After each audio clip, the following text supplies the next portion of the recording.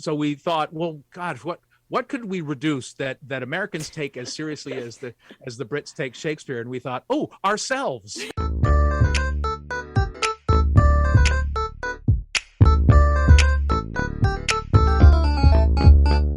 Hello, we are here with Sun Sounds of Arizona in Flagstaff, Arizona, and welcome to episode 17 of Untamed Shrews, Women Talk Theater, presented by the Flagstaff Shakespeare Festival. I'm Dawn. And I'm Hannah. And I'm Becki, and welcome to Untamed Shrews, Women Talk Theater. Today, we are joined by Austin Tichenor of the Reduced Shakespeare Company. Woo. You might know him from a little play called The Complete Works of William Shakespeare Abridged. Oh my goodness, and a lot of other plays, but also that one. Welcome, Austin. Yay. Thank you. It's good to be here as a fellow woman. It's fantastic to be here talking theater. As a fellow shrew, if you will. Listen, the Untamed are my favorite kinds of shrews. The best Yes. shrews. Austin, will you tell us a little bit about yourself? Yes. Well, let's see. I'm single. I'm 5'9". No, Okay. I'm married. I'm I'm 5'9". 6'8". Location? No, I'm just kidding. I'm not as old as I look. No, I've been since kindergarten. I've been doing puppet shows. I've been a theater person, storyteller, nerd since elementary school. I was a history and drama double major in college, University of California, Berkeley. Nice. Late 70s, early 80s, thinking, well, I'll go to law school and history, because the history major will help that, because that's what we were all doing back in the during the rise of the Reagan youth. And fortunately, my dad had been to law school for a year and left. He says he quit. I can't prove otherwise, but he did say to me, he said, don't go to law school. You will hate law school. So, and he was, and I think he was absolutely right. And so I got my MFA in directing from Boston University. Nice. And so that's the one thing I'm actually technically trained to do.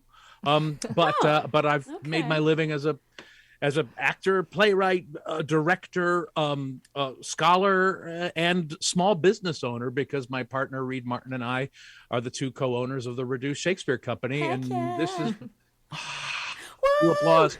And this is 2022 is my 30th anniversary year.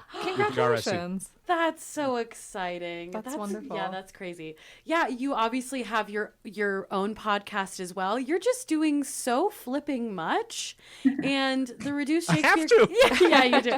Oh, trust me, we get that. We literally have an episode, like a hyphens episode, about like all the different things we do. Well, can you tell us a little bit more about Reduced Shakespeare Company? Obviously, at least I grew up watching the filmed version of Complete Works of William Shakespeare Abridged. So to me, like, you're a legend. So this is crazy. I can't believe this. I'm so excited you're here. But can you tell us a bit more about Reduced Shakespeare Company and what you guys do? I can. I'm a legend in your own mind. Well, first I should point out that I joined the company 30 years ago, and the RSC in the year of 2022 is 41 years old. Wow. Okay. August 8th, August 8th, 1986. So Wait, 86, is that right? 76. No, sorry. So 8. Or You can cut that part out so I sound less stupid. But quick math. August 8th, 1981 Wow. Okay. was the very first Okay. performance of 5 people calling themselves the Reduced Shakespeare Company at a Renaissance fair in Northern California.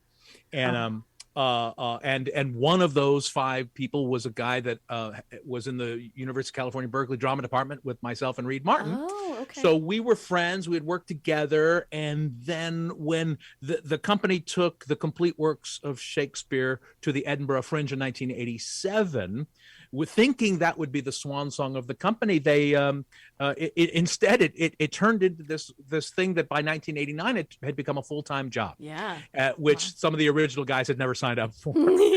Surprise. So Daniel Singer, whose idea it was to call something the Reduced Shakespeare Company in the first place, he left in 1989. My partner Reed Martin joined the company in 89. Jess Winfield, who was at Cal with me and Reed, left in 1992, and I took over for him. We filmed the complete works in 2000. Yeah. And it was released as a video in 2001. And that's when Adam Long, the original, Right. the last original member, left the company. And so Reed and I have been running it since. And Okay. we take long topics, long serious topics, and turn them into short comedies. Right. And we try to make the topics. The more important we make the topics, the funnier the shows typically are. The complete works had made us famous around the world, but not quite so much in America. So when I was joining the company in '92, there was already talk that we should write a second show, because the venues where we had played, again, particularly in America, were saying, all right, well, we've seen your first show. Right. It's a great show, but do you have anything else? And we were in danger of becoming a one-trick pony, even though it was a pretty good trick. Pretty good trick. So we tried to come up with a topic that we thought would make us more well-known in America, as well-known as the Shakespeare show had made us in England. And so we thought, well, gosh, what could we reduce that Americans take as seriously as the Brits take Shakespeare? And we thought, ourselves. And so we wrote The Complete History of America Abridged. Right. That got us to performing at the Kennedy Center for an entire summer. I think it was the summer of '94. We originally booked for 3 weeks. We kept extending. Ultimately, we had 12 sold-out weeks at the Kennedy Center. That got us on the National Public Radio. That got us more well-known. The Kennedy Center said, this is really fun. What else you got? And we said, well, we've been thinking about reducing the Bible. And they went, great. You write it, and we'll bring it back here next summer. That's how long ago this happened. Austin, that was like the year I was born. Well, okay. Oops. Making me absolutely as old as I look. Sorry. Yeah. So anyway, then we reduced the Bible, and then we reduced the Complete Millennium Abridged, and to make it more difficult, we sang and danced, and that was so successful we have never done another musical. Then we did All the Great Books Abridged, Completely Hollywood Abridged, All the Complete World of Sports Abridged, Oh my the gosh. Ultimate Christmas Show Yes. Abridged, which is every winter holiday crammed into one show. It's the only Christmas show you'll ever need to see.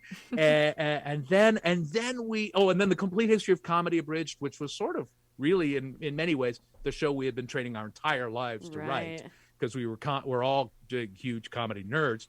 And then for our last two most recent shows, we've returned to our Shakespearean roots, and we wrote William Shakespeare's long lost first play abridged, which is essentially Shakespeare's. It's a greatest hits kind of a show where it's all his famous characters and famous speeches crammed into one new storyline, loosely based on Much Ado About Nothing and The Tempest, but including all the plays.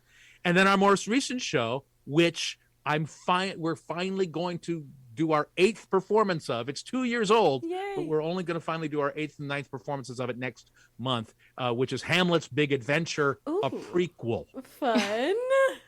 Hamlet's Big Adventure. I can't wait. Are you guys on tour with that? No, next on Saturday, as we record, I'm flying out to California to rehearse for the first time in 8 months. For the first time in real life, in close up and in person. Right, yeah. And then our shows are in April. Oh my gosh, that's so exciting. Oh my gosh, that was a whirlwind. That is so much history packed into one. You guys have just been doing so much for so long. I just applaud you. Oh my goodness. Well, and we started the podcast. We ran in London I joined the company when we were running in London in 92, 93, but then we went away, and then there was an opportunity to run the shows again in London starting in 96. And we thought, we can't possibly do that. Let's hire British actors and do that. And so those shows ran for almost 10 years at the Criterion Theater in Piccadilly Circus, from 96 to 2005. And when that show, when that run closed, we thought, well, what can we do to kind of reach out to our fans and give our fans in both countries, America and England, a little reduced action on a regular basis. And that's when we decided to start doing a podcast. And our first RSC podcast was December of 2006. And it was very much. What? Like you're like the first You're podcast. Like literally the OG podcast. Like I was listening to your podcast and I'm going to butcher it, but you were like, this is number 762 or something like that. And I was like, Austin, we have to talk about this. Like, you literally created podcasting. Like, sir, you created podcast. I mean, yeah, but like, what? We're literally on the ground floor of podcasting. Like, almost no one can say that. It's crazy. Well, somebody said that I was the first voice in theater podcasting, and I went, you know what? I'll put that on my tombstone. No, Yeah. seriously, I think you might be. Well, it's enormous fun, but I do it because I love it, because I'm certainly not getting paid for it. But I do know that it drives ticket sales, anecdotally. You know, people tell me all the time, oh my God, thank you for saying on your podcast that you were coming to my area. Right. Yeah. And it's just enormous fun. You know, I don't have a full-time teaching job. I've taught adjunct in a bunch of different places, but this is kind of my weekly lecture about whatever it is. And I hope it's never a lecture. I hope it's always a conversation, because we meet some fascinating, interesting people everywhere we go, all over the world. And it's a privilege to turn on a microphone and share that conversation, whatever the conversation is, with our fans and our listeners. And it's a treat. I'm lucky to do it. And I wouldn't be doing it if I didn't love it. Yeah. And, as someone who does most of the back end of our podcast, I'm just so curious how, when you started, you got any of the info you needed to start it. Because when we started our podcast, and I was looking into, all the technical side of things, I texted friends who I knew had podcasts. I read a bunch of articles. Like, there are so many apps and things, but like back in 2006, podcasting hardly had begun. Like, did an RSS feed even exist then? Like, how the heck did you know what to do? Well, a couple interesting ways. One is that I know the guy who invented the RSS feed. Oh my gosh, no way. Snap. Dick Costello is his name. Shout out to Dick. He is he created the company, the technology that allows media to stream, basically. Right. Mm-hmm. And RSS feeds were part of that. And he then became the CEO of Twitter again back in the early aughts. No, hang on, the early aughts or the late aughts and early tens. Okay.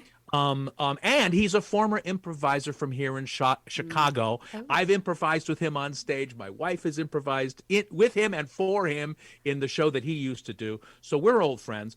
But also, Apple was very proactive back then in the aughts, in 2005 and 6.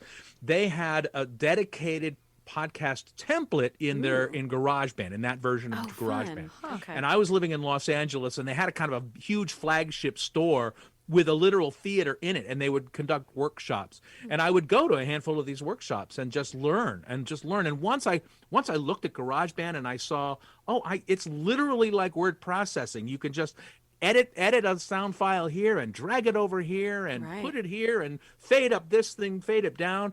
It became really easy. And once I discovered a microphone that fit into my iPod that I could carry with me and make extremely portable, I could record wherever I wanted.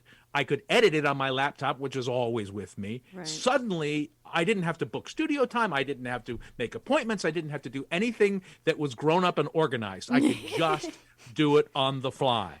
And making it 15 or 20 minutes only made it doable for on a regular weekly thing. Because the worst thing is starting something and then not finishing it, not doing it with such continuity that your audience can count on it. Exactly. Even if they don't listen every week, they should know it's there. Right. Yeah. Exactly.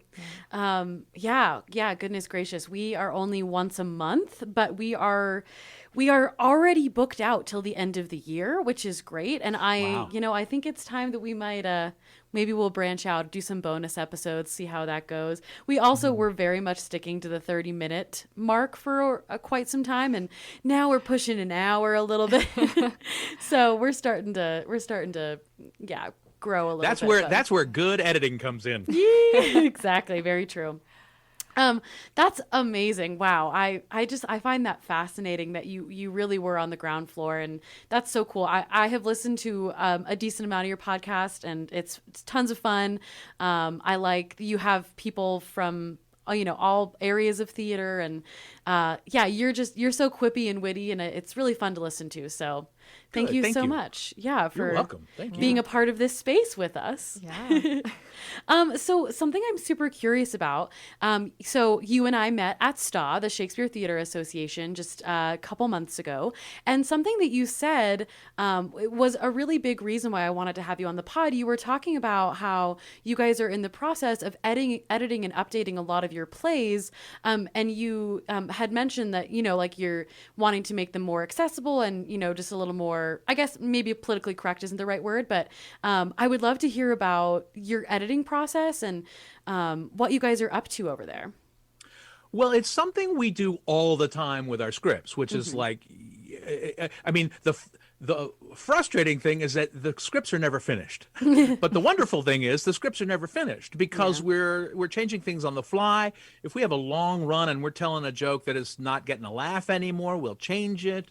If we're making a reference to somebody that the audience goes, who are you talking about? It's important to update your references.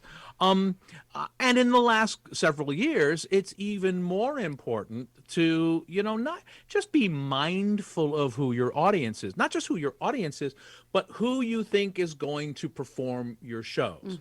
We know that our scripts have been performed by schools and high schools and colleges and community theaters all over. And that's great because we have always tried to say, look, change the script, we write our plays and we're very meta about it. So Reed and I are two old white guys getting increasingly older. and I'm not sure any whiter, but we're certainly not getting anything other than white. Yeah. But so we always, refer to ourselves as two white guys, two old white guys. And we've always said, you can change this. But we just decided, well, let's just go through the scripts. And our scripts are published by Broadway Play Publishing, who also license them to all the schools. And they've got a great website. I think it's BroadwayPlayPub.com, I think. They've got if you wanted to license a script, this is they have one of the easiest websites I've ever seen about here's the script I want to license, and here's how much it would cost, and here's how big I think my audience is going to be, and here's my budget and whatnot. So it's very easy. And on top of everything else, they publish our scripts on demand. So there isn't a huge, we've got a storeroom filled with copies of completely Hollywood abridged. Right. So we can't reprint it.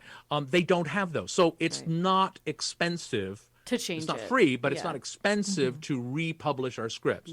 So knowing that, Reed and I just spent, 2 months going through all of our scripts and taking out not only jokes that don't work anymore, but also jokes that we maybe got away with in previous years, but we can't get away with anymore. Yeah. And also, we tried to make them less heteronormative, Yeah. So instead of saying, ladies and gentlemen, we changed every reference to ladies and gentlemen to everybody or folks or guys and gals and non-binary pals or whatever, some sort of thing that's appropriate and fun.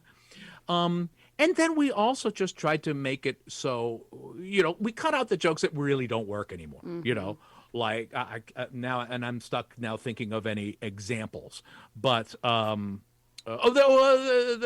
was one section where we say, puts on a funny accent, that is that's from a different part of the world, and it's like, we don't have to do that anymore.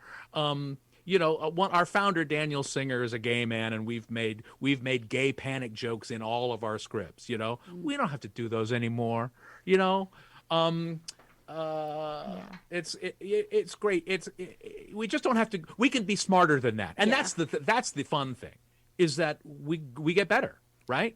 Yeah. We get better and we evolve and we go, we don't have to make that joke anymore. And also we can go through and go, you know what? This joke has never really gotten a laugh. Never Why are really we working landed. so hard? Yeah, and Let's also, cut it. and something that was written in 97 or whatever, or 2002 versus 2022, it's not even necessarily that they're like politically incorrect or insensitive or anything like that. They just might not be funny anymore because they don't really apply to our lives. Like, we just lived through a pandemic. We're living in an increasingly digital age. So certain jokes just aren't going to be the same, and they're not going to be funny. You're 100% right. We've all changed. And nothing makes a comedian comedian sound more old and less funny than complaining about how nobody will let you tell your jokes anymore. Well, if people aren't laughing, tell better jokes. Tell better jokes. Ooh, calling them out. No, That's how great. wonderful though that you'd mentioned that companies were or schools were kind of free to change what didn't work for them. So Yeah. many playwrights would not let that fly. So how wonderful just that even then you realized that, yeah, something might work in New York City, but it's not going to work in Illinois or whatever. Or that's right, or Yeah. vice versa. Small town Oklahoma. Yeah. Exactly. Yeah, I mean, theater's a living thing. It should always be a living thing. I mean, to be clear, we don't say, hey, you're allowed to cut this sketch, Yeah. or you're allowed to This write a entire new scene. sketch. Yeah. You're allowed to make, but we always want to make it as immediate as we possibly can. We've always said, if I'm making a bald joke about Reed, we always put in the stage directions. Oh, true. Yeah. Or choose another physical characteristic of the actor actually playing this part, Right. that you can make fun of. Because not the everyone fun is about- Reed. Yeah. I mean, the other fun thing is we're also after way too long of not doing that, we're diversifying our acting company. We've it's been a long time coming there, but sometimes it's not just the jokes that are old. It's not that the jokes are bad necessarily, it's who's telling the jokes. And the great thing about having greater representation on stage is that you can then tell a much greater variety of jokes. And that's what we're here for. Yeah. When you're writing, when you're writing characters, do you have specific people in mind? I guess specifically with your company, or what's your process like for that? No, we do. I mean, it's Becki, I'm very like William Shakespeare, as you could probably tell. Spitting in He and I are just Yeah. like this. Reincarnate. My wife and I sleep in our second best bed. So, no, we have a company of actors, and it's fantastic. So, because Reed and I are writing the shows for ourselves to perform. Right, of course. So, utilizing our strengths, Yeah. downplaying our weaknesses, and filling it in with any stupid human trick that we know how to do. Hey, let's throw it into Stupid this human trick. show. But we also have a company of actors, so we have an idea that. Right. What if Dominic Conti were to play this part? He could do this and this and this and this and this. And different people have different skills. I remember for the comedy show, I was writing a monologue for Reed, because he does this step right up, folks, this Carnival Barker kind of character they had done in the Millennium musical. And I started writing the monologue for him about the elixir of laughs. And then the more I wrote it, the more I went, wait a second, I want to do this. Oh no. And he said, yeah, please go ahead and do it, because we had a handful of actors. We have a handful of actors that we help us workshop our scripts. So they do the first performances of it, which is fantastic, because that means that Reed and I only, in quotes, have to write and direct. We don't have to also learn the goddamn lines. Yeah. Because since we're constantly changing, so the lines, because we're updating and moving stuff around, and Reed pointed out that the actor who workshops for him would never be able to learn this speech anyway. So Reed said, "Yeah, you do it, because the guy who workshops your stuff can learn this speech. So go fine." So it's great to be writing for very specific people. And so you've mentioned Northern California a couple times. I'm from Central Northern California. Are you guys still located there? Do you guys have a brick and mortar? Because you've also mentioned Chicago. I guess I figured you were still in California, but that's not the case. Well, define in California. Yeah. Our props and costumes are in California. Okay, gotcha. Reed lives in Sonoma, California, his hometown, and his wife Jane is our general manager. And they met because she was running the Hawkswell Theater in Sligo, Ireland, and booked the Reduced Shakespeare Company. and met That's Reed so and cute. came over here, took our jobs, took our men, and Hell yeah. and so yeah, she ran a bunch of theaters, and now we're lucky enough when she's not teaching drama and English in high school that she runs our company part time. Okay. We don't have our own space. It's Okay. it's one of the many reasons we've been able to survive the pandemic. Right. We don't have our own theater. We had a warehouse and an office space, which we got rid of during the Okay. pandemic, so we didn't have to pay any rent. I think we now have a small storage unit that is separate, that is not Reed's garage, Right. for all the props and costumes. And a lot of our actors are based in California. Not all of them, but Ish. some. There's a couple here, here in Chicago, including me. A handful in New York, handful of other places. So the company's address is in California. Sonoma. Gotcha. Yeah. Okay, cool. Yeah. Yeah, I'm from the Central Valley, so Which part? it's a little town called Turlock. Sure, Have Turlock. you been to Turlock? It's not that exciting. I've never been, but I'm sure I've driven past. I'm sure you have. That's about all it's good for, is driving past. That's funny. That's awesome. And so you live in Chicago now, or you're just there part-time? No, I'm here. My wife and I live here. We lived in Chicago, the city, for 5 years in the 90s because Dee was a part of the Second City training program, and right when I was joining the Reduced Shakespeare Company, and then I said, well, should we move to LA? Should I go off to London to be with the Reduced Shakespeare Company? She said, go. I really like this place, and I think they really like me. I think they're going to hire me, and they did. She graduated from the training program, and they hired her immediately to be in the touring company. And then I think a year later-ish, they hired her to be in the ETC main stage company, where Nice. she was for 3.5 years and wrote and performed shows in the early 90s. So we lived in Wrigleyville, Chicago, and we loved it here. We moved out to LA for 15 years, lived there. Our kids were born there. And right when they were going into middle and high school, we said, let's get the hell out of LA. I was not working as much as an actor on television anymore. I got to that awkward age where I was too old to play a lawyer, but too young to be a judge. So it was like, I make most of my living in the theater anyway. So why are we living in Los Angeles, where it's expensive and the values are a little creepy and every teenager is over sexualized and it's kind of just gross. So let's move back to the Midwest. And so we moved back to Chicago. Now we're living in one of the North Shore burbs. Nice. Oh, that's amazing. Oh, Chicago. Someday I'll get back there. I loved it when I visited. That's awesome.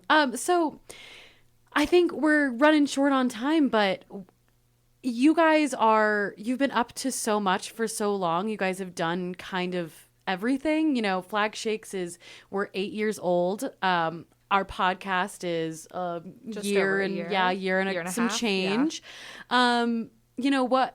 What would you, for us and for anyone listening, just any advice on starting and running and keeping a company going for that many years? And I'm sure it has so much to do with just being a person that people want to work with. I mean, you're so fun. You're so full of life. I'm sure that has so much to do with it. People just want to work with you and Reed.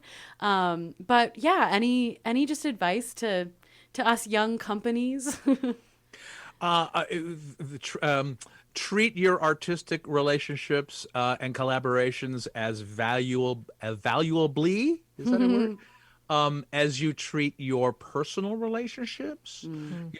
It's tough. It's like Reed and I always say that we're like a marriage without the sex, except for that once.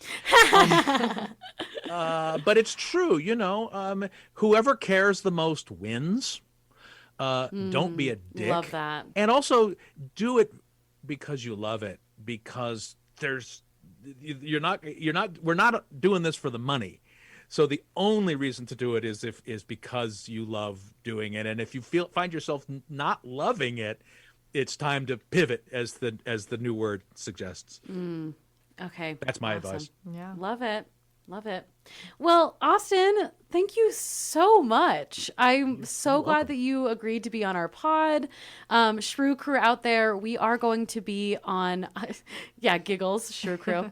I love Shrew Crew. That's awesome. Well, we have been workshopping some names, but I figured I'd go with Shrew Crew today. We are going to be on Austin's podcast, the Reduced Shakespeare Company podcast, which, like we said, has been around for 1,000 years. So it might be hard to find because we're going to be in a sea of episodes. But we will also be on Austin's pod, so go find us there. But I'm so glad. I'm so great to chat with you, Austin. It was such a blast. Listen, Hannah, thank you so much. This has been a great boost to my ego. I think you'll want to change that because I think by the time your listeners hear your pod, you will have already been on my pod. Okay, gotcha. Yep. And I just want to complain that Dawn dominated the conversation too much. I know, right? Can't shut me up. That baby. Was the baby making sounds? No, not too much. But, mom brain, ooh, it's a whole thing.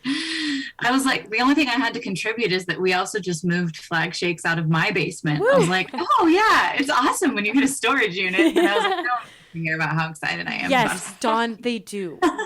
Here's the thing. That storage unit is the best thing that happened to me in the last 6 months. Well, and as for mom brain, I can confirm that it's dad brain too. I mean, when our kids were little, I felt stoned for about 2.5 years from lack of sleep. Yeah, it's wild. That's so funny. Mom brain. Yes. Well, thank you so much, Austin, and thanks for listening to this month's episode of Untamed Shrews. I'm Hannah. And I'm Dawn. And I'm Becki. Join us next time for an episode about Flag Shake summer repertory season. We are performing Othello with William Shakespeare. Oh my gosh, please bring William Shakespeare. Wow, he's coming back? He's coming awesome. back. I can't wait to see that. We are performing Othello by William Shakespeare and The Importance of Being Earnest by Oscar Wilde. And we will be chatting with a member of the summer team in anticipation. Follow Untamed Shrews on our Instagram at Untamed Shrews Podcast and on Facebook at facebook.com/Flagstaff Shakespeare Festival. All episodes of Untamed Shrews can be found on sunsounds.org, the Flagstaff Shakespeare Festival YouTube, Spotify, Apple Podcasts, Google Podcasts, and Stitcher. Please subscribe, leave us a review, or put us in your Instagram stories. Help support the Shrew Crew. This episode of Untamed Shrews starring Dawn Tucker, Becki Zaritsky, Hannah Fonz, and Austin Tichenor. Show art by Calliope Luedeker. Podcast theme song by Cadence Lamb. Podcast produced and edited by me, Hannah Fonz. Presented by Flagstaff Shakespeare Festival and recorded with Sun Sounds, Arizona. Special thanks to our audio engineer, Gina Byars. Thank you, Austin. Bye, Austin. A true honor. You. Bye, you guys. Bye. Thank you. Bye.